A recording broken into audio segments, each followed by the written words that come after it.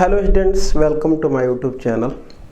आज हम लोगों को वेक्टर अलजेब्रा का लेक्चर नंबर 2 देखना है और टोटल का प्रैक्टिस सेट हम लोगों को 30 देखना है। हम लोग देख रहे थे अति लघुत्तरीय प्रश्न, उसमें टोटल 48 क्वेश्चंस थे लेकिन 38 हो पाए थे। आज हम लोग देखेंगे 39 से 10 क्वेश्चन उसमें हैं और लघुत्तरीय प्रश्न में देखेंगे जितने प्रश्नों को उसको कवर करने की कोशिश करेंगे आज के लेक्चर में। देखते हैं फर्स्ट इसका क्वेश्चन। चलिए क्वेश्चन नंबर इसका 39 पढ़ते हैं।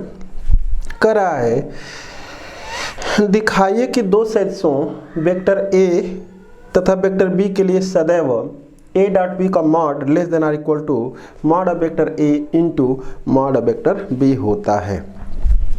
तो देख लेते हैं, मैं लिखा हूं सिद्ध करना है कि दो सदिशों वेक्टर ए तथा वेक्टर बी के लिए a डॉट बी का जो मॉड है वो वेक्टर a का मॉड इनटू वेक्टर b का मॉड के इक्वल होता है। यहाँ पर अगर ऐसे लगा देंगे तो वो डॉट हो जाएगा और ये भी स्केलर क्वांटिटी है, भी स्केलर क्वांटिटी है और दो स्केलर क्वांटिटी के बीच में न तो डॉट न तो क्रॉस कुछ नहीं लगता है, बस जनरल प्रोडक्ट ऐसे दिखने के लिए छोड़ देंगे। तो चलो देखते हैं इसका। तो लिखते हैं यहाँ पर चूंकि, तो सबसे पहले a डॉट बी की बात कर लेते हैं। लिख दे रहे हैं यहाँ पर कि माना वेक्टर ए तथा वेक्टर बी के बीच का कोण इक्वल टू थीटा। इसलिए ए डॉट बी निकाल देंगे तो ए डॉट बी बराबर mod of vector A mod of vector B cos theta, ऐसा कुछ। अब उसके बाद ये क्या है, ए डॉट बी निकालना है बस। तो हम निकालना चाह रहे हैं mod of vector A dot B, तो यहाँ पर लिख देंगे इसलिए ए डॉट बी का मॉड इक्वल टू, पूरे का जब मॉड लेंगे तो ये तो खुद पाई टू नंबर है, उसका मॉड लेने से कोई मतलब नहीं है, ये भी मॉड लेने से कोई मतलब नहीं है। इसका कितना हो जाएगा, मॉड ऑफ कॉस थीटा हो जाएगा, ये कुछ। अब उसके बाद हमको इसको जो कन्वर्ट करना है वो किसके फॉर्म में कन्वर्ट करना है, ये मॉड मतलब कि इसकी वैल्यू को किसी तरह से ख़त्म कर लेना है और यहाँ पर बराबर के स्थान पर less than or equal to का साइन हो जाएगा। तो इसको मैं लिख लेता हूँ इक्वेशन नंबर फर्स्ट। यहाँ पर लिख देंगे चूँकि वेक्टर के लिए जो कास थीटा का मान होता है वो मतलब कि थीटा की वैल्यू बहुत कम होगी तो 0 और बहुत अधिक होगी तो 180। तो ये जो है कास थीटा का मान अगर 0 रख देंगे तो कास 0 का मान 1 होता है और बहुत अधिक पाई रख देंगे तो यहाँ पर 180 रख देंगे तो -1 आ जाएगा और कितना रख देंगे, 0 रख देंगे तो 1 आ जाएगा। तो कास थीटा का जो मान होता है -1 से 1 के बीच में ही कुछ आने वाला है। मैं सोच रहा हूँ कि ये साइड तो देखते हैं ये कितना आ रहा है। अब उसके बाद हम यहाँ पर ये जो cos थीटा दिखाई दे रहा है वो मॉड में है, तो दोनों पे अगर इसका मॉड ले लेते हैं तो अगर cos थीटा -1 से 1 के बीच में है तो मॉड ऑफ cos थीटा जो हो जाएगा 0 से 1 के बीच में होगा, क्योंकि पॉजिटिव नंबर हमेशा वो मॉडुलस हमेशा किसी भी संख्या का पॉजिटिव लिया जाता है। तो -1 से 0 से कम मैंने -1 से 0 के बीच का सब नंबर खत्म होकर के मॉड अगर ले लेंगे तो 0 से 1 के बीच में वो आ जाता है। तो क्या आ जाएगा, cos थीटा का मॉड जो हो जाएगा वो 0 से लेके 1 के बीच में हो जाएगा। अब इसके साथ ये मल्टीप्लाई है तो ये मल्टीप्लाई कर लेते हैं a इंटू बी, तो सब में क्योंकि पॉजिटिव नंबर है इनइक्वलिटी पर कोई फर्क नहीं पड़ेगा अगर ऐसे कर लेंगे तो ये 0 मल्टीप्लाई कर लेंगे इससे तो वही रह जाएगा और यहाँ पर हो जाएगा mod of vector A mod of vector B और यहाँ पर मॉड ऑफ cos थीटा हो जाएगा और ये क्या हो जाएगा, less than or equal to ये mod of vector A into mod of vector B, ऐसा कर लेंगे। और जो इसकी वैल्यू है, ये जो वैल्यू है ये उसको देख लें, उसके स्थान पर हम ये लिख दे रहे हैं, इसको नाम दे रहे हैं, इसको 2 लिख देंगे, 1 तथा 2 से 1 तथा 2 से, तो ये हो जाएगा 0 less than or equal to, इसके स्थान पर हम लिख दे रहे हैं क्या, mod of A dot B, तो ये हो जाएगा mod of A dot B हो जाएगा। इसके स्थान पर देख ले रहे हैं ये लिख दे रहे हैं और ये less than or equal to यहाँ पर क्या लिख दें, ये mod of vector A into mod of vector B mod of vector B. तो हमको यही लाना था, देख लें यहाँ पर जो ये है mod of A dot B less than or equal to mod of vector A into mod of vector B, यही हमको लाना था ये। अब यहाँ पर ये आने का बस मतलब है कि वो 0 से अधिक की बात हो रही है, 0 से कम के लिए पॉसिबिलिटी नहीं बनेगी, तो ये हमको प्रूव करना था। आगे देखते हैं क्वेश्चन नंबर 40। क्वेश्चन नंबर 40 पढ़ते हैं। कह रहा है कि यदि mod of vector A equal to I का कैप प्लस 3j का कैप माइनस 5k का कैप तथा vector B equal to 5i का कैप माइनस j का कैप माइनस 3k का कैप है, तो vector A plus vector B dot vector A minus vector B की वैल्यू हमसे वो जानना चाह रहा है। तो चलिए देखते हैं, इसकी वैल्यू हमको निकालनी है। लिख दिया, यहाँ पर दिया है कि अंतर्गत, और ये वैल्यू क्वेश्चन मार्क में लिख दिए, ये फाइंड आउट करना है। तो लिखेंगे a plus vector B dot vector A minus vector B, ऐसा कुछ। और इसको कैसे लिखा जाता है ये तो हम लोग जानते हैं, मॉड ऑफ वेक्टर ए का square minus mod of vector B का स्क्वायर, यही होता है। और मॉड ऑफ वेक्टर ए अगर निकालेंगे यहाँ से तो कितना हो जाएगा, मॉड ऑफ वेक्टर ए निकालेंगे तो हो जाएगा √1 + 9 + 25, और इसका क्या है square, minus mod of vector B अगर निकालेंगे तो कितना हो जाएगा, ये 5 × 25 +1 + 3 तो लिखे 9, और ये स्क्वायर हो जाएगा। ये 25 5 30 4 34 1 35, तो करड़ी में 35 के आने का मतलब 35 हो जाएगा, माइनस ये भी तो वही हो जाएगा 35 इक्वल टू कितना आ जाएगा 0, आंसर हो जाएगा। आगे चलते हैं। अगला सवाल है कि 41 कह रहा है कि दिखाइए कि दो सदिशों वेक्टर ए तथा वेक्टर बी के लिए सदैव mod of vector A plus B less than or equal to mod of vector A plus mod of vector B, ये हमको प्रूव करना है। चलो देखते हैं। तो मैं लिख दिया हूँ, सिद्ध करना है कि दो सदिशों वेक्टर ए तथा वेक्टर बी के लिए इतना। अब लिखते हैं यहाँ पर, तो ये सिद्ध करने के लिए ये प्रोसेस अप्लाई करते हैं। चूँकि mod of vector A plus mod of vector B का स्क्वायर जो होता है उसको लिख दें, तो क्या होता है इतना के बराबर, ये हम वेक्टर ए का स्क्वायर कहें चाहे मॉड ऑफ वेक्टर ए का स्क्वायर कहें चाहे ए स्क्वायर कहें, तीनों बात एक ही होती है। तो यहाँ पर ये इसके लिए क्या होता है, मॉड ऑफ वेक्टर ए का square plus mod of vector B का square plus 2 times vector A dot vector B. अब अगर दोनों सदिशों वेक्टर ए और वेक्टर बी के बीच का कोण अगर थीटा हो तो ये क्या हो जाएगा, मॉड ऑफ वेक्टर ए का square plus mod of vector B का स्क्वायर प्लस 2 टाइम्स, यहाँ पर हो जाएगा mod of vector A mod of vector B, और ये हो जाएगा cos थीटा, जहाँ पर थीटा दोनों सदिशों के बीच का कोण यहाँ पर लिख देंगे, जहाँ थीटा वेक्टर ए तथा वेक्टर बी के बीच का कोण है, कोण है। आगे देखते हैं। अब उसके बाद इसको हम लिख लेते हैं, ये है समीकरण नंबर 1। अब चूंकि ये जो cos थीटा होता है वो -1 से 1 के बीच में होता है ये। अब ये बना लेते हैं दोनों पक्षों में, मैंने इस पूरा में इससे मल्टीप्लाई कर लेते हैं, तो क्या हो जाएगा दिस इम्प्लाइड, क्योंकि ये पॉजिटिव नंबर है तो ये पूरा पॉजिटिव नंबर है, मल्टीप्लाई करने से कोई फर्क नहीं पड़ेगा इनइक्वलिटी पर। ये हो जाएगा -2 और ये हो जाएगा mod of vector A mod of vector B, और ये हो जाएगा less than or equal to cos theta, sorry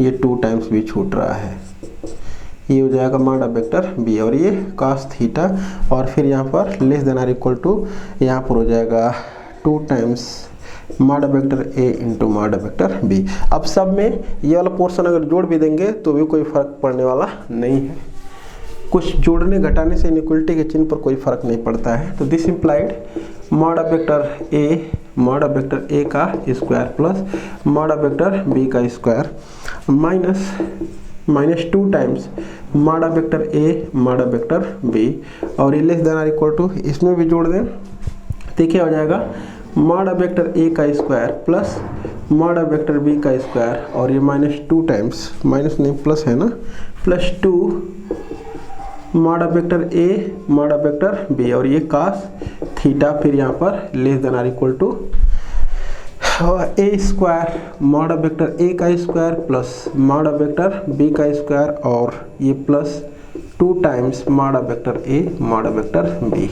this implied ये जो पोर्शन है ये क्या हो जाएगा, ये हो जाएगा, इसको किसी भी प्रकार से लिखा जा सकता है मॉड ऑफ वेक्टर ए और यहाँ पर minus mod of vector B, और इस पूरे का क्या लिख सकते हैं, ऐसे स्क्वायर लिख सकते हैं, चाहे mod of vector B minus mod of vector A का स्क्वायर लिखा जा सकता है, कुछ भी लिख सकते हैं। और फिर यहाँ पर कितना है, यहाँ पर ये है, ये जो पोर्शन हमारा है इसको हम ये लिख दे रहे हैं mod of vector A plus mod of vector B का स्क्वायर और less than or equal to यहाँ पर लिख दे रहे हैं mod of vector A plus mod of vector B का होल स्क्वायर। अब उसके बाद अगर ये पॉजिटिव नंबर हो, अगर ये पॉजिटिव नंबर हो तो सबका वर्गमूल है, क्योंकि ये पॉजिटिव है, ये पॉजिटिव है, बस ये पॉजिटिव अगर नंबर रहेगा तो सबका वर्गमूल हम ले सकते हैं। तो अगर हम वर्गमूल ले लेंगे तो हम जानते हैं, चाहे ऐसे ही मैं बात कर ले रहा हूँ, क्योंकि ये क्या है, किसी भी संख्या का स्क्वायर हमेशा पॉजिटिव होता है, तो पॉजिटिव है, कन्फर्म है। लेकिन अगर यहाँ पर लिखा जाए कि अंडर रूट एक्स स्क्वायर बराबर एक्स लिखेंगे तो ये रॉन्ग होता है, ये क्या होता है, मॉड ऑफ एक्स के बराबर होता है। तो इसलिए इसके पूरे का वर्गमूल अगर लेंगे तो मॉड ऑफ कितना हो जाएगा, mod of vector A minus mod of vector B और ये पूरे का मॉड, और फिर यहाँ पर कितना हो जाएगा, mod of vector A plus mod of vector B, और यहाँ पर क्या हो जाएगा, ये तो पॉजिटिव नंबर है ही, डायरेक्ट ये वर्ग हट जाएगा, तो mod of vector A plus mod of vector B. तो हमको यही सिद्ध करना था, मैं पूरा का पूरा सिद्ध करके दिखा दिया हूँ कि अगर इन दोनों में रिजल्ट कहेगा तो भी इसी से आ जाएगा, इन दोनों में रिजल्ट कर रहा है तो भी आ जाएगा। तो बस इतना ही हमको सिद्ध करने के लिए कहा था, प्रूव्ड। यहाँ पर लिख देंगे प्रूव्ड। देख ले पा रहे हैं, mod of vector A plus B less than or equal to vector A plus vector B का मॉड, मतलब mod of vector A plus mod of vector B, यही सिद्ध करना था। तो इस टर्म को इसमें छोड़ देंगे, नहीं तो पूरा भी लेकर के प्रूफ लिखा जा सकता है, नो प्रॉब्लम। चलते हैं आगे। चलिए अगला सवाल में कह रहा है I dot I plus J plus 2 times के डॉट के की वैल्यू हमसे पूछे जा रही है। तो ये तो सिंपल है, इसका मान 1, इसका भी मान 1 और इसका मान 1, लेकिन 2 का गुणा है तो प्लस 2 इक्वल टू कितना आ जाएगा, 4 आंसर हो जाएगा। आगे चलते हैं। चले क्वेश्चन नंबर 43 है, कह रहा है कि सदिश आई प्लस जे प्लस के माइनस आई प्लस जे माइनस 2 के देखो ज्यादा ज्ञात कीजिए, डायरेक्शन कोसाइन हमसे पूछा जा रहा है। तो यहाँ पर मान लेंगे कि माना वेक्टर ए बराबर इतना, लिख देंगे डायरेक्शन कोसाइन ऑफ, ऐसे लिखते हैं डायरेक्शन कोसाइंस ऑफ वेक्टर ए। तो वेक्टर ए का डायरेक्शन कोसाइन लिखेंगे तो इसको कैसे लिखते हैं, ऐसे, ये जिस प्रकार से कोऑर्डिनेट को हम ऐसे लिखते हैं तो उस प्रकार से ऐसे ब्रैकेट में जो है कि डायरेक्शन कोसाइन को चाहे डायरेक्शन रेशियो को लिखा जाता है। तो यहाँ पर कितना हो जाएगा, कैसे लिखेंगे, 1/9। तो पहले ये काम कर दे रहे हैं, मॉड ऑफ वेक्टर ए निकाल दे रहे हैं। तो mod of vector A equal to कितना हो जाएगा, अंडर रूट 1 + 1 + 4, यानी कि करड़े में कितना हो जाएगा, 6 हो जाएगा। तो लिख देंगे इसलिए डायरेक्शन कोसाइन ऑफ वेक्टर ए कितना हो जाएगा, ये 1/, करड़ी में 6 और फिर 1/, करड़ी में 6 और फिर -2/, करड़ी में 6, ये हमारा क्या हो जाएगा, आंसर हो जाएगा। आगे चलते हैं। ये ना डायरेक्शन कोसाइन के लिए फार्मूला होता है, ये L बराबर कितना होता है, जैसे मान लें कि यहाँ पर हम लिख रहे हैं वेक्टर A बराबर A1 I का कैप प्लस B1 J का कैप प्लस C1 के का कैप होता है। तो अगर हम पूछें कि direction cosine L M N बराबर कितना होता है, तो क्या लिखते हैं यहाँ पर, A1, ये A1 upon mod of vector A लिख देते हैं, मॉड ऑफ वेक्टर A लिख दिया जाता है। फिर ये B1 upon mod of vector B, और ये मॉड ऑफ वेक्टर A इसमें भी रहेगा, और फिर C1 upon mod of vector A, ये लिखा जाता है। चलें आगे देखते हैं। 44 है, कह रहा है कि उस समांतर चतुर्भुज का क्षेत्रफल ज्ञात कीजिए जिसकी संलग्न भुजाएं सदिशों वेक्टर ए बराबर इतना, वेक्टर बी बराबर इतना द्वारा निरूपित हैं। तो समझाते हैं। एक ये पैरेललोग्राम है, ये इस पैरेललोग्राम की 2 हमको संलग्न भुजाओं के वेक्टर दिए गए हैं, यानी कि वेक्टर ए भी दिया गया है, वेक्टर ए डी दिया गया है। तो यहाँ पर दिया है समांतर चतुर्भुज, समांतर चतुर्भुज ए पी सी डी में वेक्टर ए बी बराबर ये, उसको हम वेक्टर ए का लिए हैं, और vector A D equal to ये, उसको वेक्टर बी से डिनोट किया गया है। तो लिख देंगे, सबसे फर्स्ट काम लिख रहे हैं, लिखेंगे नाउ। पहले हम ए क्रॉस बी निकाल लेते हैं, क्योंकि समांतर चतुर्भुज का जो एरिया होती है वो half mod of A cross B के सॉरी ए क्रॉस बी के क्या होता है, इक्वल होता है। तो बस ए क्रॉस बी पर निकाल दें, उसका मॉड निकाल दिया जाएगा। तो ए क्रॉस बी बराबर कितना हो जाएगा, आई जे के ए में आई जे के का गुणांक है 1 माइनस 1 3 हो जाएगा और ये है 2 माइनस 7 1 हो जाएगा। सॉल्व कर लेते हैं इसको, ये और ये छूटेगा तो माइनस 1 प्लस 21 माइनस 1 प्लस 21 आई का कैप माइनस ये और ये छूटेगा तो 1 माइनस 6 हो जाएगा तो 1 माइनस 6 और यहाँ पर जे का कैप प्लस ये और ये छूट जाएगा तो माइनस 7 और प्लस 2 माइनस 7 प्लस 2 के का कैप हो जाएगा। अब उसके बाद इसको देखें तो ये हो जाएगा 20 आई का कैप और प्लस 5 जे का कैप माइनस 5 के का कैप। तो लिख देंगे इसलिए mod of A cross B, चाहे लिख रहे हैं क्षेत्रफल लिख रहे हैं, इसलिए area of parallelogram A B C D equal to mod of A cross B. तो mod of A cross B निकाल दें, mod of A cross B तो ये हो जाएगा अंडर रूट 20 400 और प्लस 25 तो ये हो जाएगा 450। अब इसका वर्गमूल निकालना चाहेंगे तो निकाल करके और यहाँ पर लिख देंगे वर्ग इकाई। मतलब ऐसा नहीं कि दशमलव के फॉर्म में वर्गमूल, बस अंडर रूट के ही फॉर्म में, बस इसका फैक्टर करके हम लोगों को देखना है। तो वैसे तो स्पष्ट ये हो जा रहा था 25 और इसमें से हम 25 को कॉमन कर लिए होते, ऐसे अगर लिख दिए होते तो 25 का क्या हो गया होता, यहाँ से 25 बटे 200 तो यहाँ पर 16 हो गया होता और 25 इसमें से निकल गया, 25 इसमें से निकल गया, 25 का वर्गमूल 5 लिख दिए हैं तो 5 और करनी में 18 हो जाएगा और यहाँ पर क्या लिख देंगे वर्ग इकाई। चलें आगे बढ़ते हैं। अगर इसको भी देखना चाहेंगे तो 3 3 के 9 2 के 18 तो 3 इसमें से और बाहर हो जाएगा तो 5 गुणे 3 और करड़ी में कितना हो जाएगा 2 हो जाएगा, यानी कि 15 करड़ी में 2 वर्ग इकाई। ये फाइनल आंसर दे लेंगे। चलिए आगे देखते हैं क्वेश्चन नंबर 45। क्वेश्चन नंबर 45 है, कह रहा है कि a cross b plus C plus b cross C plus a plus c cross a plus b का मान ज्ञात कीजिए। सिंपल 2023 में पूछा गया सवाल है ये। तो बराबर कितना हो जाएगा, अंदर मल्टीप्लाई कर लें तो ये हो जाएगा a क्रॉस b और प्लस क्या हो जाएगा a क्रॉस c और ये हो जाएगा प्लस b क्रॉस c और प्लस b क्रॉस a हो जाएगा, ये b क्रॉस a और प्लस ये हो जाएगा c क्रॉस a और ये हो जाएगा प्लस c क्रॉस b हो जाएगा। तो एक क्रम में कर लेते हैं। अगर ये वेक्टर a, वेक्टर b और वेक्टर c, तो a cross b cross c cross a बना ले रहे हैं तो ये तो ठीक है a क्रॉस b, तो a क्रॉस b को हम उतार दे रहे हैं a क्रॉस b प्लस ये a क्रॉस c को c क्रॉस a कर लें तो ये हो जाएगा माइनस c क्रॉस a हो जाएगा प्लस ये b क्रॉस c तो ठीक है b क्रॉस c और ये b क्रॉस a नहीं a क्रॉस b करेंगे तो माइनस a क्रॉस b हो जाएगा, क्योंकि a cross b equal to होता है माइनस b क्रॉस a। बस ये माइनस पीछे लग जाता है, आर्डर चेंज करते हैं तो ये हो जाएगा a क्रॉस b और ये c क्रॉस a तो ठीक है तो ये c क्रॉस a और ये c क्रॉस b नहीं b क्रॉस c तो माइनस b क्रॉस c हो जाएगा। अब देख लेते हैं ये जो पोर्शन हमारा है ये वाला c क्रॉस a और यहाँ पर c cross a plus minus में है तो वेक्टर 0 हो जाएगा और इसकी वैल्यू ये देख रहे हैं क्योंकि वेक्टर a और माइनस वेक्टर a बराबर कितना होता है, वेक्टर 0 होता है।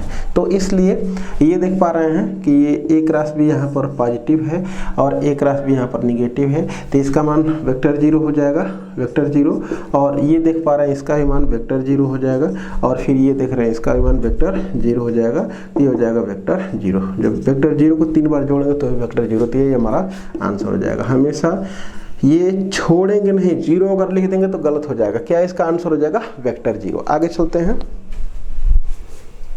चलें अगला सवाल है 46 कह रहा है कि यदि a क्रॉस b का square plus a dot b का स्क्वायर इक्वल टू 225 और mod of vector a equal to 5 तो मॉड ऑफ वेक्टर b की वैल्यू फाइंड आउट कीजिए। चले देखते हैं। तो यहाँ से क्या हो जाएगा, ये हो जाएगा a, इसको ऐसे लिखा जा सकता है, ऐसे इसको a क्रॉस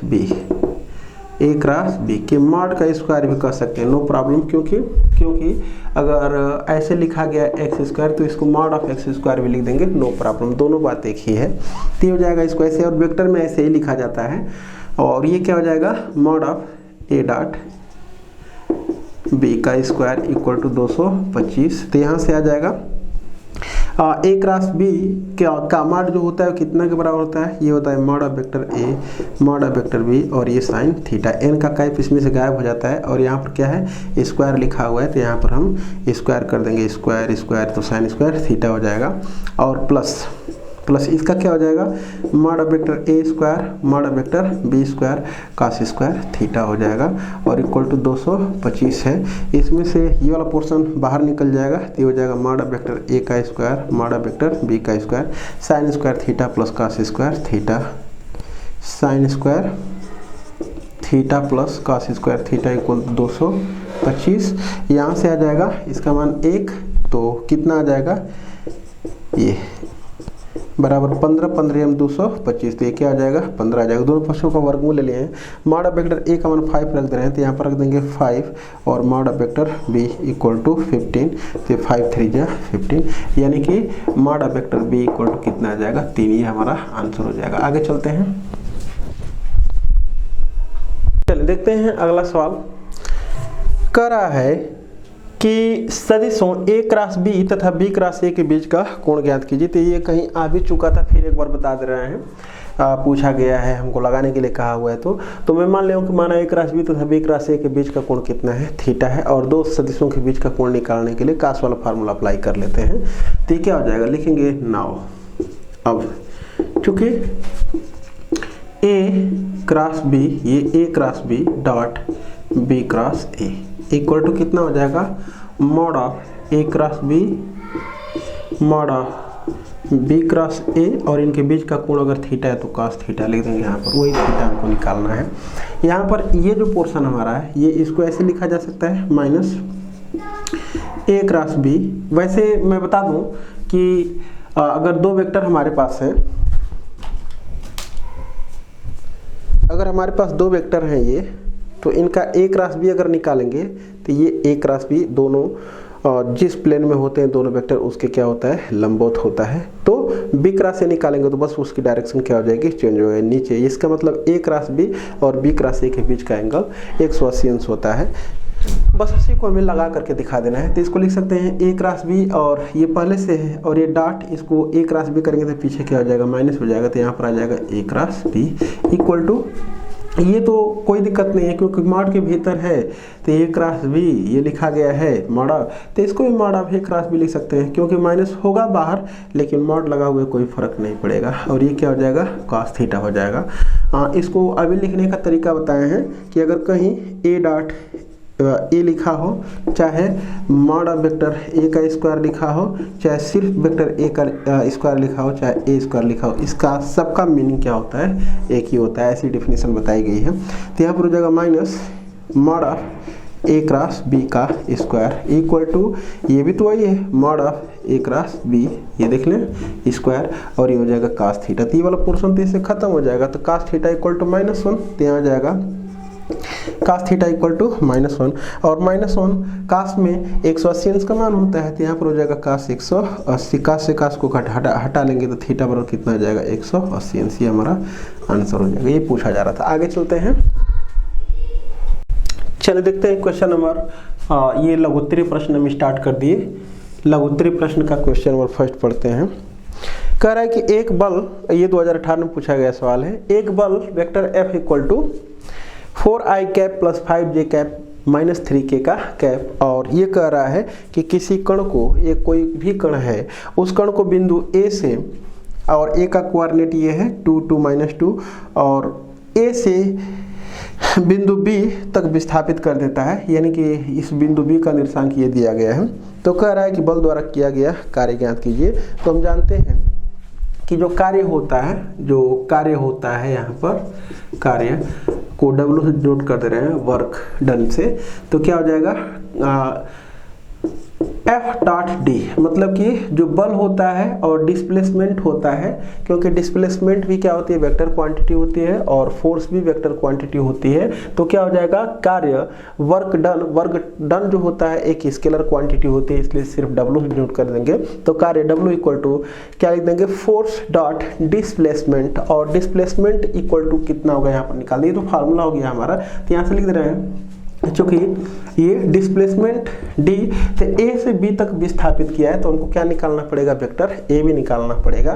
तो यहाँ पर vector D equal to vector A B, और vector A B equal to हो जाएगा ओ बी माइनस कितना के, ओ ए के वैल्यू पुट कर दे रहे हैं। ओ ए का जो मान है वो 2i का कैप प्लस 2j का कैप माइनस 2k का कैप हो जाएगा। तो ये हो जाएगा 2i का कैप प्लस 2j का कैप माइनस 2k का कैप, माइनस वेक्टर जो ओ बी लिखना है ना, तो ओ बी लिखना है हमको, तो क्या लिख देंगे 4i का कैप प्लस 3j का कैप माइनस k का कैप, और माइनस ओ बी, और ये ओ ए कितना हो जाएगा 2i का कैप प्लस 2j का कैप माइनस 2k का कैप हो जाएगा।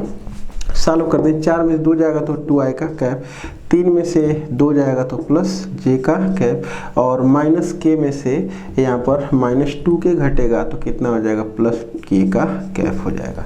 चले अब ये हो जाएगा, लिख देंगे इसलिए W बराबर, इसलिए W बराबर क्या हो जाएगा, F डॉट D हो जाएगा, और F की वैल्यू है 4i का कैप प्लस 5j का कैप माइनस 3k का कैप, डॉट डिस्प्लेसमेंट है 2i का कैप प्लस j का कैप प्लस k का कैप हो जाएगा। ये 4 दूना के 8, 5 एक कम 5, और माइनस 3 एक कम 3, 8 5 13, तो हो जाएगा 10 जूल। जो हमारा कार्य होता है उस कार्य का मात्रा क्या होता है, जूल। आंसर हो जाएगा कि चलते हैं, चले देखते हैं। कह रहा है कि एक बल, क्वेश्चन नंबर 2 है, एक बल F बराबर 3i का कैप प्लस j का कैप माइनस k का कैप किसी भी बिंदु 2-1 0 से होकर जाता है, मूल बिंदु के सापेक्ष आघूर्ण ज्ञात कीजिए। आघूर्ण का पूरा नाम बल आघूर्ण हमसे पूछा जा रहा है।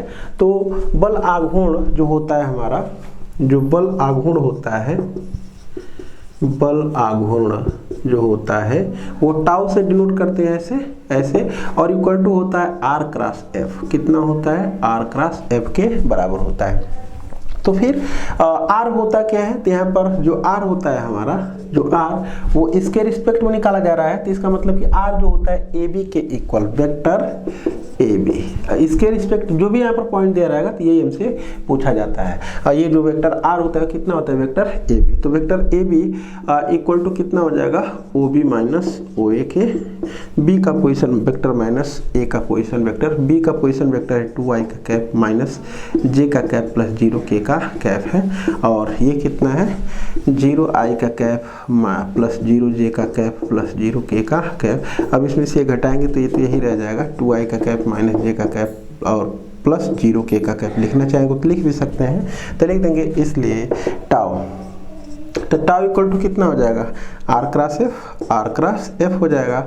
और आर के में आई जे के का कोफिशिएंट है वो कितना है 2, यहाँ पर लिख देंगे आई जे के, और ये हो जाएगा 2 -1 0, और एफ है 3 1 -1 थोड़ा इसको सॉल्व कर लेते हैं। ये क्या हो जाएगा, ये और ये छूट जाएगा, तो 1 - 0 आई का कैप, फिर यहाँ पर माइनस, ये और ये छोड़ देंगे तो -2 - 0 जे का कैप और प्लस, ये और ये छूट जाएगा तो 2 + 3, ये हो जाएगा 2 + 3, और यहाँ पर लिख देंगे के का कैप, यानी कि हो जाएगा आई कैप और प्लस 2 जे का कैप प्लस 5 के का कैप। यही हमारा क्या हो जाएगा, आंसर हो जाएगा। आगे चलते हैं।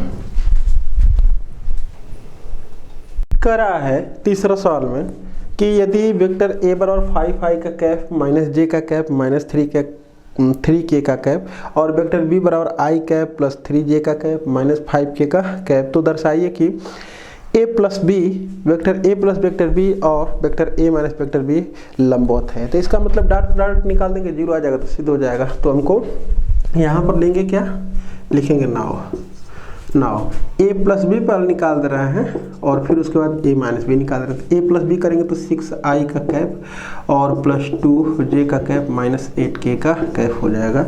a माइनस बी अगर करेंगे तो कितना हो जाएगा, 4i का कैप और माइनस 4j का कैप और प्लस 1 यानी कि k का कैप हो जाएगा। अब ये निकाल दे रहे हैं a plus B dot a minus B निकाल दे रहे हैं, a माइनस बी निकाल दे रहे हैं तो कितना हो जाएगा, 6 चौके 24 माइनस 4 दूना के 8 और ये क्या हो जाएगा, माइनस 8 हो जाएगा। डॉट 4 दूना के 8 और 8 कम 8, कहीं कुछ गलती हुआ है क्या। a प्लस बी करेंगे, ये तो a प्लस बी करेंगे तो 6 और प्लस 2 और माइनस 8, जब इसमें से इसको घटाएंगे तो 4, इसमें से इसको घटाएंगे तो माइनस 4, इसमें से इसको घटाएंगे तो सॉरी यहाँ पर 2 हो जाएगा, यहाँ पर इसमें से घटेगा तो प्लस 2 हो जाएगा। ये तो हो जाएगा 8 दूना के 16, ये 16। अब देख पा रहे हैं क्या आ जाएगा जी, लिख देंगे इसलिए a plus B perpendicular a minus B, proved. यही हमको सिद्ध करना था, प्रूव्ड। चलिए आगे देखते हैं। क्वेश्चन नंबर 4 है, कह रहा है कि सदिश 5i का कैप माइनस j का कैप प्लस 2k का कैप के अनुदिश एक ऐसा सदिश ज्ञात कीजिए जिसका परिमाण 8 इकाई है। तो बस a के डायरेक्शन में यूनिट वेक्टर निकाल लें, उसके बाद 8 का गुणा करें तो 8 इकाई का हो जाएगा वेक्टर a की दिशा में एक वेक्टर। तो यहाँ पर क्या लिख देंगे, माना वेक्टर a बराबर इतना, तो इसलिए क्या हो जाएगा, a का कैप बराबर होता है vector a upon mod vector a। तो a है 5i का कैप माइनस j का कैप प्लस 2k का कैप और ये हो जाएगा 5 × 5 = 25, 1 2 दूना के 4, तो 25 × 5 = 30 हो जाएगा ये। तो ये कितना हो जाएगा, इसलिए वेक्टर a की दिशा में 8 इकाई का सदिश इक्वल टू कितना हो जाएगा, बस 8 का इसमें गुणा कर दे रहे हैं, ये 25 × 5 = 30 हो जाएगा ना। तो 30 को कितना लिख सकते हैं, 15 दूना के 30, नहीं इसका वर्गमूल निकलेगा ना, 3 × 5 = 15 नहीं निकलेगा तो छोड़ दे रहे हैं। तो ये हो जाएगा 8 गुणे 8 का 9 तो इसमें गुणा कर दीजिए, तो 8 × 5 = 40, चाहे 8 गुणे ये लिख देंगे 8 बटे और एक करड़े में 30 लिख देंगे और ये हो जाएगा 5i का कैप माइनस j का कैप प्लस 2k का कैप। ये हमारा आंसर छोड़ देंगे तो ये गलत नहीं है, ठीक है। चलते हैं आगे देखते हैं। क्वेश्चन नंबर 5 में कह रहा है कि एक वेक्टर है ये a बराबर और ये i-2j का कैप के बराबर है। तो कह रहा है कि अनुदिश इसके डायरेक्शन में एक सदिश ज्ञात कीजिए जिसका परिमाण 7 इकाई हो, मतलब वही यूनिट वेक्टर निकाल करके और 7 का गुणा कर दें 7 इकाई का वेक्टर इसके डायरेक्शन में हो जाएगा। चलो देखते हैं, क्वेश्चन नंबर 4 की जैसा है। क्वेश्चन नंबर 6 पढ़ते हैं। 6 क्या है, जो 6 है वो है एक कण पर 3 बल लगे हुए हैं, एक कण है ये और इस पर 3 बल लगे हुए हैं।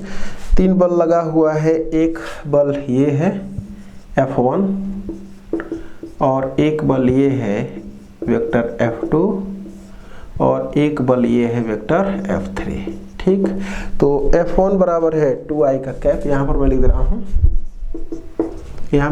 हूँ, वेक्टर F1 बराबर कितना है, 2i का कैप प्लस 3j का कैप प्लस 4k का कैप और वेक्टर जो F2 है वो कितना है, i का कैप माइनस 4j का कैप और जो वेक्टर F3 है वो है माइनस 3i का कैप प्लस j का कैप माइनस 4k का कैप। लग रहे हैं। सिद्ध कीजिए कि कण संतुलन की अवस्था में है। तो कण संतुलन की अवस्था का मतलब कि ये अपने स्थान से हिल नहीं रहा है, इसका मतलब कि फोर्स 0 लग रहा है। कितना भी हम मेहनत कर डालें, जब वस्तु के स्थान में कोई परिवर्तन न हो तो हमारी मेहनत डांट जाएगी, हम कह देंगे कि हमने कोई जो है कि काम ही नहीं किया। तो बस ये देख लेते हैं कि जितने भी फोर्स इस पर लगे हुए सबका रिजल्टेंट निकाल दें, अगर वह 0 आ जा रहा है तो कह देंगे कि ये कण संतुलन की स्थिति में है। तो यहाँ पर क्या हो जाएगा, निकाल देंगे सभी बलों का परिणामी। ए पर लगे बलों का परिणामी बल परिणामी बल कितना हो जाएगा, vector F1 plus vector F2 plus vector F3। जोड़ दें इसको, तो ये जोड़ेंगे तो ये हो जाएगा 3i और माइनस 3i। फिर उसके बाद यहाँ पर 3j 4j, तो प्लस 4j का कैप माइनस 4j का कैप यहाँ पर है, और ये हो जाएगा प्लस 4k का कैप और माइनस 4k का कैप पहले से है। तो ये देखना, ये इससे खत्म होगा, इससे खत्म होगा, इससे खत्म होगा, बराबर कितना आ जाएगा, वेक्टर 0। तो लिख देंगे अतः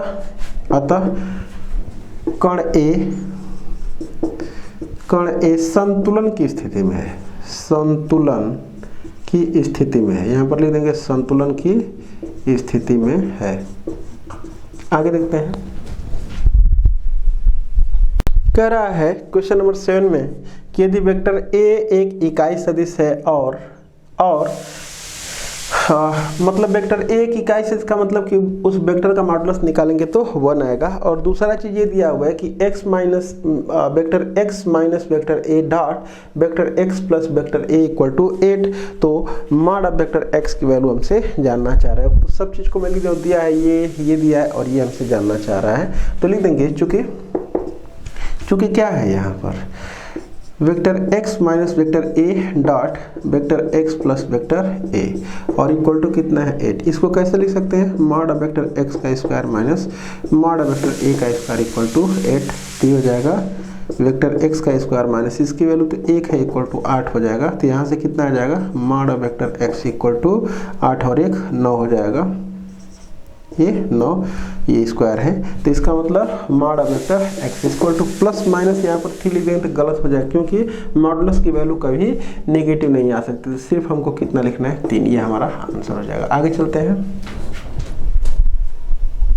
क्वेश्चन नंबर 8 पढ़ते हैं। सवाल का स्टेटमेंट मैं पढ़ता हूँ, सुनेंगे।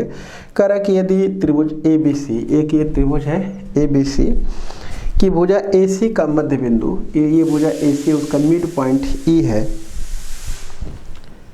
तो सिद्ध करना है हमको कि वेक्टर जो BE है वो इक्वल टू है हाफ BA प्लस BC। मतलब कि जो BE है वो हाफ BA प्लस BC के इक्वल है। चलो देखते हैं। तो यहाँ पर हम करते हैं, इसको इससे ज्वाइन कर दें ये। तो सबसे पहले ये ट्राइंगल ले रहे हैं और BE निकाल रहे हैं, फिर ये ट्राइंगल ले रहे हैं और BE निकाल रहे हैं, और हमको टोटल मिला करके BE ही चाहिए पूरा इस ट्राइंगल से। तो यहाँ पर लिख देंगे त्रिभुज। अब त्रिभुज BAE में क्या हो जाएगा, BE वेक्टर BE। तो वेक्टर BE इक्वल टू हो जाएगा BA प्लस AE। हो जाएगा वेक्टर BA प्लस कितना के AE, समीकरण नंबर 1। तो BE की वैल्यू अगर इतना दे देंगे तो ये तो हमको प्रूफ करना नहीं कि बस BE की वैल्यू इतनी, तो इससे भी निकाल रहे हैं त्रिभुज BCE में वेक्टर BE इक्वल टू कितना आ जाएगा, वेक्टर BE इक्वल टू आ जाएगा vector BE equal to BC plus CE। तो हो जाएगा vector BC plus vector CE। ये समीकरण नंबर 2, दोनों को जोड़ दे रहे हैं। तो दोनों को जोड़ देंगे, यहाँ पर लिख देंगे 1 धन 2 से। तो ये BE जुटेगा तो हो जाएगा 2 vector BE equal to BA vector BA और plus vector AE plus vector BC और प्लस वेक्टर CE, ऐसा कुछ। और यहाँ पर देखा जा रहा है कि जो E है वो क्या है, इसका AC का मिड पॉइंट है। तो एक काम कर लेते हैं कि यहाँ पर वेक्टर BA लिख दे रहे हैं प्लस वेक्टर AE लिख दे रहे हैं। ये दो चीज़ मैं लिख दे रहा हूँ, और बाकी इस AE को लिखना है ना, तो AE को रहने दे रहे हैं, और यहाँ पर जो BC दिख रहा है इसको भी रहने दे रहे हैं। जो CE है उसको अगर ऐसे लिख देंगे माइनस EC तो भी कोई गलती नहीं है। और ये जो है ये E जो है इस AC का मध्य बिंदु है, तो इसका मतलब कि जो हम लिख सकते हैं वो AE EC के बराबर, और AE EC के अगर बराबर है AE अगर EC के बराबर है और दोनों की डायरेक्शन हम सेम ले रहे हैं, परिमाण तो इक्वल है, दोनों की डायरेक्शन सेम है, ये AE EC, तो वेक्टर ऐसे लगा भी सकते हैं, नो प्रॉब्लम। तो यहाँ पर हम लिख दे रहे हैं अगली लाइन में वेक्टर BA और प्लस वेक्टर AE को ऐसे ही हम छोड़ दे रहे हैं, AE नहीं AE लिख दे रहे हैं, ये AE और प्लस है BC, और इस EC के स्थान पर अगर वेक्टर AE लिख देंगे तो कोई दिक्कत नहीं है, और ये मिल करके क्या हो जाएगा, वेक्टर 0 यानी खत्म हो जाएगा, तो BA प्लस BC बचेगा। तो यहाँ से टोटल मिला करके आ जाएगा 2 वेक्टर BE इक्वल टू कितना आ जाएगा, BA और प्लस कितना हो जाएगा, BC, वेक्टर BC। तो यहाँ से आ जाएगा vector BE equal to half vector BA और प्लस वेक्टर BC, ये हमको प्रूव करना था। तो इसको रिजल्ट के तौर पर भी याद रखते हैं कि अगर कोई ये त्रिभुज है, उस त्रिभुज की एक भुजा का ये मध्य बिंदु है, तो वेक्टर BE इक्वल टू होता है vector BA plus vector BC upon 2। आगे बढ़ते हैं, चलिए क्वेश्चन नंबर 9 देखते हैं। 9 में क्या है, सदिश 7i का कैप प्लस j का कैप और -4k का कैप का सदिश 2i cap plus 6j cap plus 3k cap पर प्रक्षेप ज्ञात कीजिए। मतलब इस वेक्टर का इस वेक्टर पर प्रक्षेप ज्ञात करना है। मैं एक बार याद दिला दूं, एक वेक्टर ये है, एक वेक्टर ये है, इस वेक्टर को मैं नाम दे दे रहा हूं वेक्टर A और इस वेक्टर का नाम मैं दे दे रहा हूँ वेक्टर B। तो अगर हमसे पूछा जा रहा है B का A पर प्रक्षेप अगर ज्ञात करना है, इसका मतलब कि यहाँ से इसको नाम दे रहे हैं O A B। तो अगर हम निकाल देंगे ये वेक्टर OM निकाल देंगे तो वेक्टर B का हो जाएगा वेक्टर A पर प्रक्षेप। और अगर हम यहाँ से इस पर परपेंडिकुलर ड्रा कर दे रहे हैं ये, और इसका नाम क्या लिख दे रहे हैं, N दे रहे हैं, तो जो वेक्टर ON निकाल देंगे वो क्या हो जाएगा, हमारा जो वेक्टर ON हो जाएगा वो B पर A का प्रक्षेप हो जाएगा।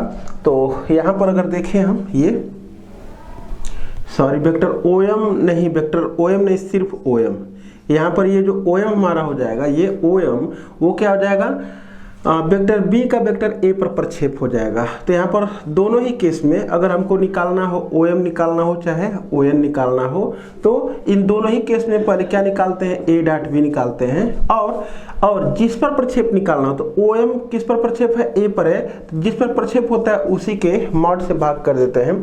अगर ON बात करें तो किस पर प्रक्षेप है, B पर प्रक्षेप है, किसका, A का, तो B पर प्रक्षेप है तो A डॉट B में किससे भाग कर देंगे, मॉड ऑफ वेक्टर B से भाग कर देंगे। तो ये होता है प्रक्षेप। तो हमको क्या निकालना है, सदिश इतना का इतना पर प्रक्षेप निकालना है, तो लिख देंगे वेक्टर A का वेक्टर B पर प्रक्षेप इक्वल टू, पहले तो क्या लिख देंगे, A डॉट B निकाल देंगे, और किस पर निकालना है, B पर, तो मॉड ऑफ वेक्टर B। बस हो गया काम खत्म। 7 दूना के 14 प्लस 6 कम 6 माइनस 4 3 12 बटे मॉड ऑफ वेक्टर B यानी कि करड़ी में हो जाएगा हमारा 2 दूना के 4 6 6 के 36 और 3 लिखे 9, ये हो जाएगा 14 26 20 में से हो जाएगा 8, और 8 बटे में कितना हो जाएगा ये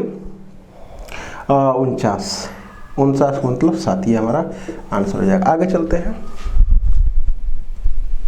क्वेश्चन नंबर 10 में कह रहा है कि उस त्रिभुज का क्षेत्रफल ज्ञात कीजिए जिसकी आसन्न भुजाएं, अगर इस त्रिभुज को हम कह रहे हैं कि ये त्रिभुज ABC है, तो इसकी आसन्न भुजाएं कोई भी ले सकते हैं, वेक्टर BA वेक्टर BC ले सकते हैं, वेक्टर CB वेक्टर CA ले सकते हैं, वेक्टर AB वेक्टर AC ले सकते हैं। तो वो आसन्न भुजाएं दिया हुआ है, कोई भी लिख दे रहे हैं, दिया है, क्या दिया है, लिख रहे हैं वेक्टर AB इक्वल टू दिया हुआ है I कैप प्लस 2j का कैप प्लस 3k का कैप, और वेक्टर जो AC दिया है वो कितना के बराबर है, 4j का कैप और प्लस 3k का कैप। ये दिया, लिख सकते हैं, यहाँ पर लिखना चाहेंगे तो 0i का कैप। तो हमसे इस त्रिभुज का क्षेत्रफल पूछ रहा है कि अगर ये और ये दिया है तो इस त्रिभुज का क्षेत्रफल कितना होगा।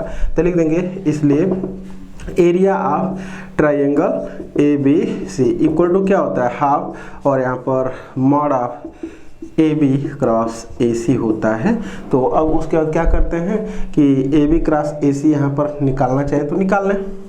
अगर हम ए बी क्रॉस ए सी निकालना चाहें अलग से तो निकालना A B cross A C equal to determinant of I cap J cap K का कैफ, और यहाँ पर ए बी में आई जे का गुणांक है 1 2 3 1 2 3 0 4 3 0 4 3। इसको सॉल्व कर लेंगे, ये हो जाएगा कितना के, ये और ये छूटेगा 6 और -12, 6 -12 आई का कैप माइनस ये और ये छूट जाएगा तो हो जाएगा 3 -0 जे का कैप और प्लस ये और ये छूट जाएगा 4 -0 के का कैप।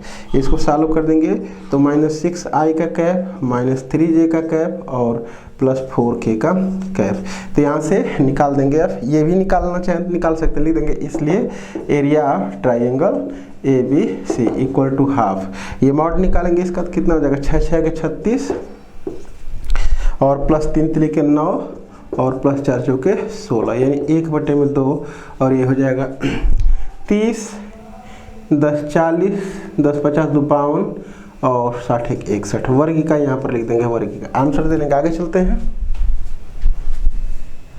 क्वेश्चन नंबर 11 फिर रिपीट कर दिया। क्या है सदिश vector a equal to 2i cap plus 3j cap plus 2k का कैप का सदिश vector b equal to i cap plus 2j cap plus k cap पर प्रक्षेप ज्ञात कीजिए। तो यहाँ पर लिख देंगे ये दिया है के अंतर्गत। अब क्या लिख देंगे, किसका प्रक्षेप चाहिए, वेक्टर a का वेक्टर b पर प्रोजेक्शन प्रक्षेप तो सीधी सी बात है, पहले तो लिखना पड़ेगा a डॉट b और बेटे में किस पर प्रक्षेप चाहिए, b पर, तो मॉड ऑफ वेक्टर b, बस काम खत्म।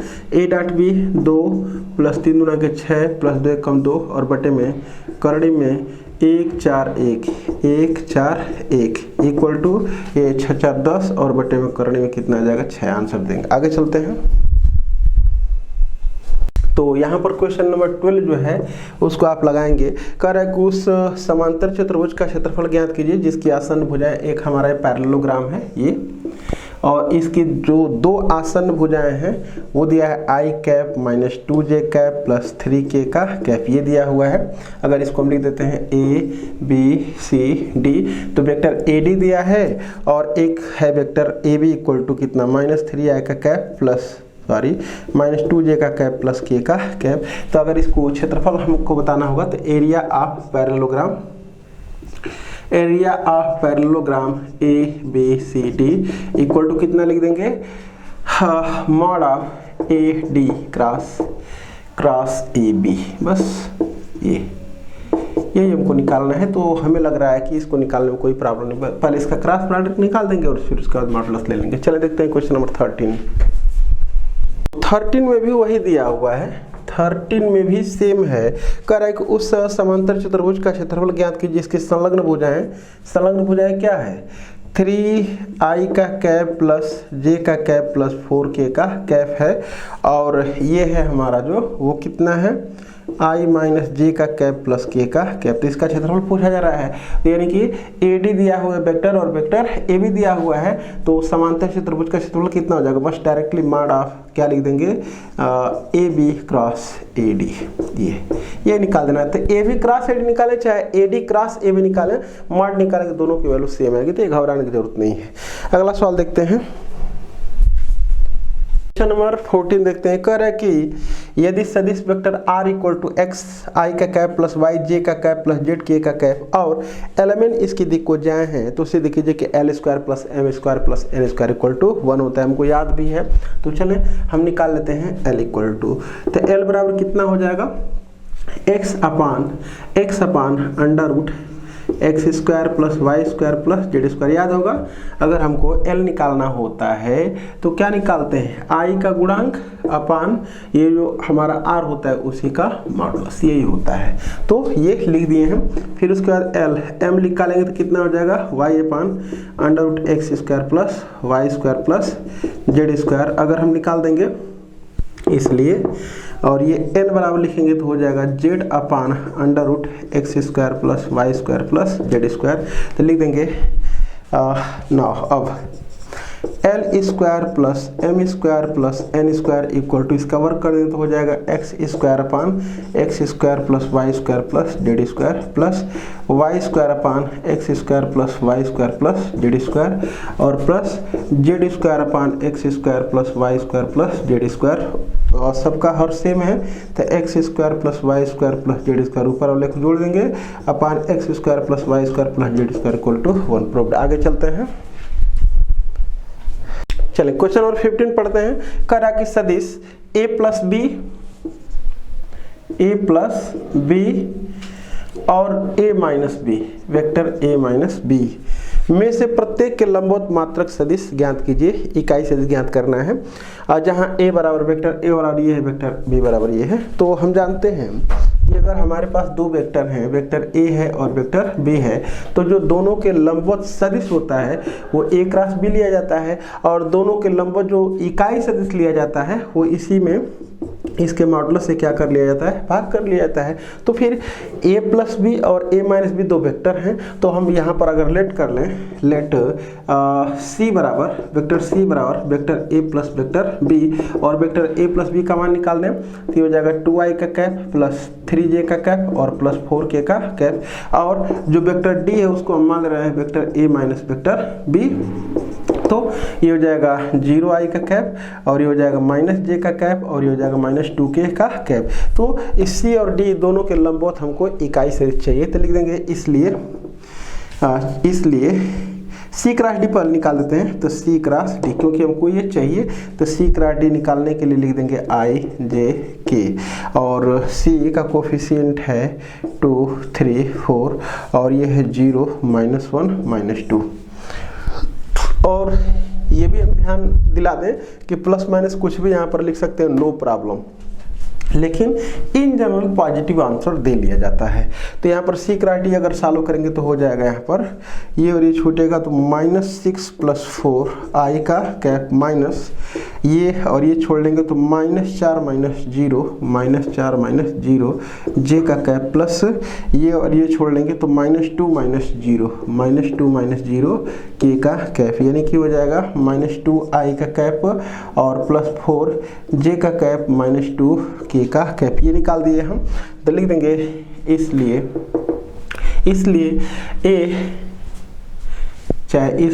a प्लस b तथा a माइनस b पर लंब इकाई सदिश अगर निकालना है तो कितना हो जाएगा, लंब इकाई सदिश हो जाएगा हमारा, प्लस माइनस लिख सकते हैं चाहे खाली पॉजिटिव ले सकते हैं, कोई प्रॉब्लम नहीं है। तो ये हो जाएगा हमारा c क्रॉस d और बटे में mod of c cross d।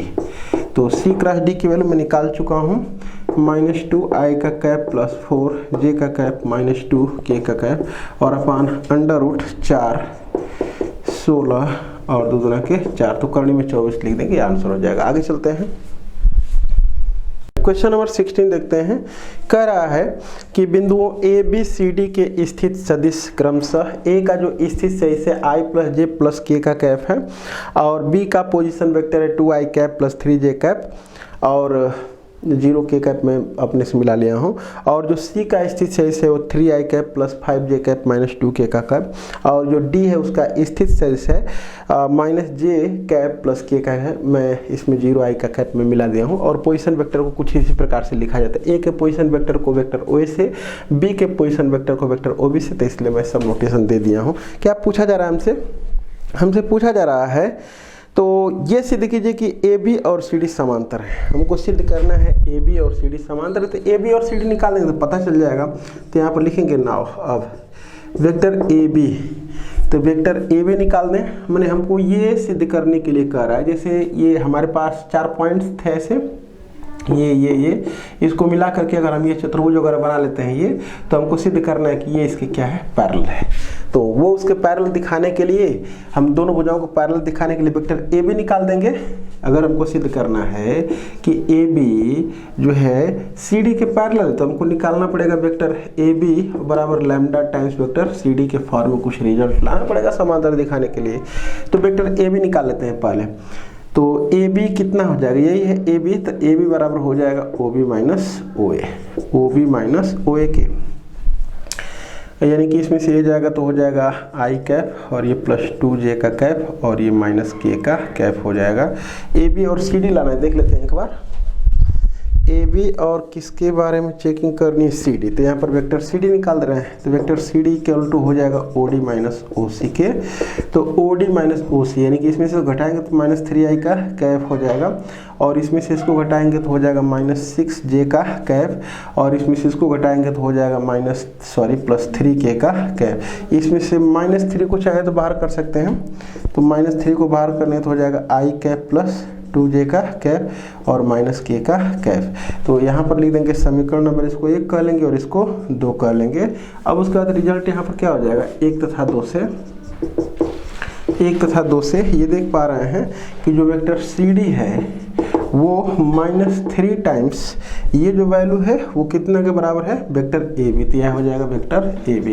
ये क्या इंप्लाई करता है, ये इंप्लाई करता है कि जो सी डी है वो पैरेलल है किसके, ए बी के। प्रूफ यही हमको सिद्ध करना था। आगे चलते हैं।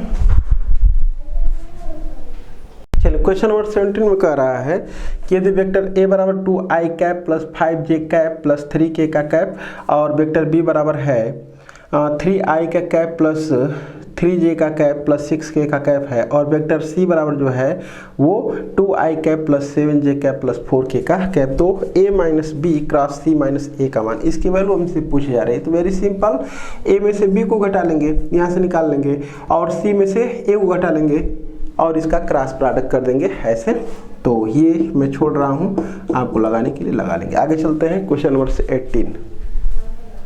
क्वेश्चन नंबर 18 है 2i कैप माइनस जे कैप प्लस के का कैप तथा 3i कैप प्लस 4j का कैप माइनस के का कैप से होकर जाने वाले समतल के लंबवत इकाई सदिश ज्ञात कीजिए। मतलब दो वेक्टर दिए गए हैं, ये दो वेक्टर दिए गए हैं, एक वेक्टर ये है और दूसरा वेक्टर ये है। ये जिस प्लेन में दोनों वेक्टर लिए गए हैं ये इस प्लेन के इस प्लेन के लंबवत यूनिट वेक्टर हमको चाहिए। इसका मतलब जब क्रॉस प्रोडक्ट कर देंगे तो हमको लंबवत सदिश मिल जाएगा और यूनिट वेक्टर निकालने के लिए तरीका बताए ही हैं। इसका मतलब हमको क्या निकालना है, यहाँ पर लिख देंगे वेक्टर ए तथा वेक्टर बी के लंबवत इकाई सदिश लंबवत इकाई सदिश। तो इकाई सदिश क्या हो जाएगा, दोनों के लंबवत चाहेंगे तो प्लस माइनस लिख सकते हैं, इक्वल टू कितना हो जाएगा a cross b upon mod A cross b। बस हो गया आंसर, सॉल्व कर लेंगे इसको, a क्रॉस b निकाल देंगे और उसका मॉडुलस से भाग कर देंगे। आगे चलते हैं। क्वेश्चन नंबर 19 में कह रहा है यदि वेक्टर a बराबर 3i cap minus j cap plus 5k का कैप और वेक्टर b बराबर i कैप प्लस 2j का कैप माइनस k कैप को तो उस त्रिभुज का क्षेत्रफल ज्ञात कीजिए जिसकी दो भुजाओं को वेक्टर a और वेक्टर b प्रदर्शित किया जाता है। मतलब इतना से प्रदर्शित किया जाता है, तो मतलब मैं फिगर बना दिया हूँ, एक ये है एक ये है। तो इस त्रिभुज का क्षेत्रफल चाहिए, तो area of triangle A B C equal to half और यहाँ पर क्या लिख देंगे mod of A cross B. तो मैं इसलिए छोड़ता चला जा रहा हूँ कि कम से कम इसका 2-4 बार प्रयोग किया जा चुका है, इसलिए हम छोड़ते चले जा रहे हैं। तो आगे बढ़ते हैं, इसको भी छोड़ करके चलें आगे देखते हैं। क्वेश्चन नंबर 20 कह रहा है कि उस इकाई सदिश को ज्ञात करें जो अक्षों से समान कोण बनाता है। मान ले रहे हैं कि एक जो है उस इकाई सदिश को ज्ञात करें, यूनिट वेक्टर निकालना है। मान ले रहे हैं कि ये एक वेक्टर है, ये एक वेक्टर है और ये जो x अक्ष से जो एंगल बनाता है वो भी अल्फा बनाता है और जो y एक्सिस से एंगल बनाते हैं वो भी अल्फा बनाता है और जो z एक्सिस से एंगल बनाते हैं वो भी क्या बनाता है, अल्फा बनाता है। तो फिर अगर हम कहें और मान ले रहे हैं इसका नाम कुछ लिखना चाहेंगे तो लिख सकते हैं, ये लिख दे रहे हैं।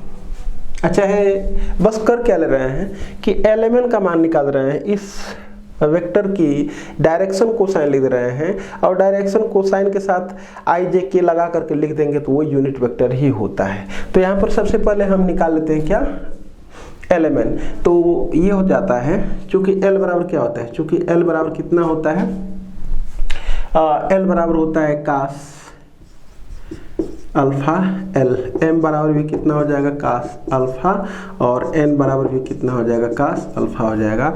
और हम जानते हैं परंतु L square plus M square plus N square equal to कितना होता है 1। दिस इम्प्लाइड ये हो जाएगा एल की value cos square alpha plus cos square alpha plus cos square alpha equal to 1, यानी कि 3 cos square alpha equal to 1, यानी कि cos square alpha equal to 1/3, यानी कि cos alpha equal to plus minus 1/√3। ये हमारा आ गया, किसका मान आ गया एल एम एन, तीनों का मान यही है। यानी कि अतः एल बराबर एम बराबर एन इक्वल टू कितना आ जाएगा प्लस माइनस 1/√3। इसलिए अक्षों से समान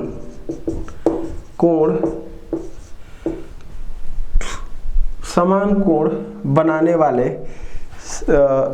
इकाई सदिश, अक्षों से समान कोण बनाने वाला इकाई सदिश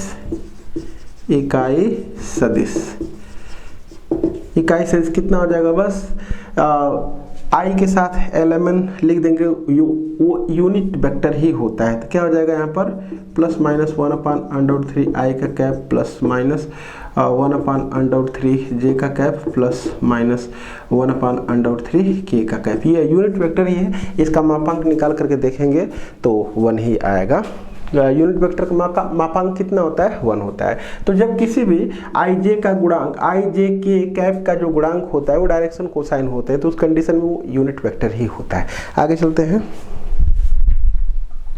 हाँ, क्वेश्चन नंबर 21 है, कह रहा है कि यदि vector A, vector B, vector C, vector D एक चतुर्भुज की क्रमागत भुजाओं को निरूपित करते हैं, यानी कि हमको ये दिया हुआ है वेक्टर ए और ये दिया है हमको वेक्टर बी और ये जो दिया है वेक्टर सी दिया है और ये जो वेक्टर दिया है वो डी। तो कह रहा है कि यदि vector A, vector B, vector C, vector D एक चतुर्भुज की क्रमागत भुजाओं को निरूपित करते हैं, तो सिद्ध हमको करना है यहाँ पर प्रूव दैट क्या सिद्ध करना है, vector A plus vector B plus vector C plus vector D equal to कितना लाना है वेक्टर 0 लाना है। चलो देखते हैं। तो सबसे फर्स्ट लिख देंगे यहाँ पर, चूंकि ये जो vector A plus vector B है, यहाँ पर vector A B plus vector B C कितने के बराबर हो जाएगा, वेक्टर ए सी के, ये हो जाएगा vector A C equal to vector A C. ये हो गया हमारा। अब फिर उसके बाद ये हो गया। अब उसके बाद हम ये देख लें तो ये हमारा अब निकाल दें, अगर ये प्लस ये कर देंगे तो कितना आ जाएगा, ये आ जाएगा, लिख देंगे। फिर उसके बाद पुनः और नहीं तो ये तो हमारा निकल गया, ये प्लस ये, और फिर उसके बाद निकाल दे रहे हैं, ये प्लस ये निकाल दे रहे हैं, देखते हैं वो कितना आ रहा है। तो ये हो जाएगा पुनः vector C D plus vector D A equal to कितना हो जाएगा, ये करेंगे तो ये हो जाएगा सी ए, तो ये हो जाएगा कितना के वेक्टर सी ए के, दोनों को जोड़ दें तो दिस इम्प्लाइड, ये समीकरण नंबर 1, ये समीकरण नंबर 2, 1 धन 2 से vector A B plus vector B C plus vector C D plus vector D A equal to ये हो जाएगा vector A C plus vector C A. इसको हम ऐसे लिख सकते हैं, ऐसे, इसका मान वेक्टर ए, इसका मान वेक्टर बी और सी डी वेक्टर सी है और ये वेक्टर कितना है डी है, इक्वल टू ये कितना हो जाएगा ए ए, ये कितना हो जाएगा ए, क्योंकि A C plus C equal to A और वेक्टर ए का मान वेक्टर 0 होता है। प्रूव्ड। आगे चलते हैं। चलिए क्वेश्चन नंबर 22 देखते हैं। इसमें स्टेटमेंट ये है, A B C D E F एक समखटभुज है। समखटभुज किसे कहते हैं, हम लोग जानते हैं कि कोई भी ऐसा खटभुज जिसके सभी भुजाएं आपस में बराबर हों और सभी कोण अंतः माने जो अंतः कोण सब आपस में बराबर हों, तो उसको हम क्या कहते हैं, समखटभुज कहते हैं। उसकी कुछ विशेषताएं होती हैं, सामने की भुजाएं समांतर होती हैं और ये जो भुजा होती है इस डायगोनल के आधे के बराबर होती है। उसी प्रकार से ये जो भुजा होती है इस डायगोनल के आधे पर सारी प्रॉपर्टियाँ इसकी होती हैं, जरूरत पड़ेगी तो उसका यूज किया जाएगा। तो कह रहा है कि जिसमें ए पर बल AB, AC, AD, AE, AF कार्य करें तो सिद्ध कीजिए कि उनका परिणामी 3 वेक्टर AD होगा। तो कई अगर वेक्टर्स दिए गए तो उसका परिणामी अगर पूछा जाता है हमसे तो हम जोड़ करके निकालते हैं। तो चले देखते हैं। तो इसका मतलब हमको ये सिद्ध करना है AB plus AC plus AD plus AE plus AF equal to 3AD। तो हम LHS पोर्शन ले लिए हैं और इसी को लाएंगे। तो इसको तो हमें टच ही नहीं करना है क्योंकि 3AD के फॉर्मूला में है तो इसको छूना ही नहीं है, बस थोड़ा सा चेंजिंग करते हैं इसमें। ये जो हमारा है AB, ये जो AB दिया हुआ है इसको हम इस AB को हम अगर लिख लेंगे ED, क्योंकि AB के स्थान पर ED लिखा जा सकता है तो हमारा इस त्रिभुज में आ जाएगा और वहाँ से तो AB के स्थान पर हम क्या लिख देते हैं, ED लिख देते हैं। तो ये हो जाएगा वेक्टर AD प्लस ये ED हो गया और उसके साथ हम किसको लिख रहे हैं, AE को। तो AE को इसके साथ लिख रहे हैं तो ये हो जाएगा AE और प्लस ED। ये हो गया AE और प्लस AB, ये दोनों हो गए। अब बच गया हमारा AC और AF। तो AC हमारा ये है और AF हमारा ये है। तो इस AF के स्थान पर हम लिख रहे हैं ये कौन है, AC है और प्लस ये जो AF है उसके स्थान पर CD लिख दे रहे हैं तो ये हो जाएगा CD और प्लस ये जो हमारा वेक्टर AD इसको रहने दे रहे हैं। फिगर से अगर देख लें, अच्छा रहने दें वैसे ही देख लें, AE प्लस ED इसको अगर जोड़ेंगे तो कितना हो जाएगा, AD हो जाएगा। उस फिगर में देख सकते हैं प्लस ये अंदर वाला मिल रहा है तो ये क्या हो जाएगा AD, ये भी हो जाएगा प्लस AD तो पहले से ये आज जोड़ देंगे तो ये हो जाएगा 3AD प्रूव्ड बराबर RHS। आगे चलते हैं। चलिए क्वेश्चन नंबर 23 में कह रहा है कि यदि एक समांतर चतुर्भुज की संलग्न भुजाएं वेक्टर A बराबर ये है, वेक्टर B बराबर, मतलब कि ये है जो वेक्टर A है और ये जो है वेक्टर B है, तो उस समांतर चतुर्भुज का क्षेत्रफल ज्ञात कीजिए। तो इस समांतर चतुर्भुज का क्षेत्रफल कितना हो जाएगा, mod of A cross B। बस हल कर देंगे, यही समांतर चतुर्भुज का क्षेत्रफल हो जाएगा। आगे चलते हैं। क्वेश्चन नंबर 24 पढ़ते हैं। कह रहा है कि यदि 2i cap plus 6j cap plus 27k का cap cross i cap plus lambda j cap plus mu k का कैप बराबर वेक्टर 0 है तो लैम्डा म्यू का मान ज्ञात करना है। तो करना कुछ नहीं है, बस इसका पहले क्रॉस प्रोडक्ट कर लेते हैं। तो ये क्या हो जाएगा, यहाँ से i cap j cap k cap 2 6 27 और ये 1 लैम्डा म्यू और इक्वल टू कितना है, वेक्टर 0। बस क्रॉस प्रोडक्ट इसका तो पहले कर लें तो ये हो जाएगा ये और ये छूटेगा 6 म्यू और माइनस 27 लैम्डा आई का कैप और फिर यहाँ पर माइनस लिख देंगे, ये और ये छोड़ेंगे 2 म्यू माइनस 27 और यहाँ पर लिख देंगे जे का कैप प्लस, अब ये और ये छोड़ लेंगे तो हो जाएगा 2 लैम्डा और माइनस 6 और इक्वल ये के का कैप इक्वल टू वेक्टर 0।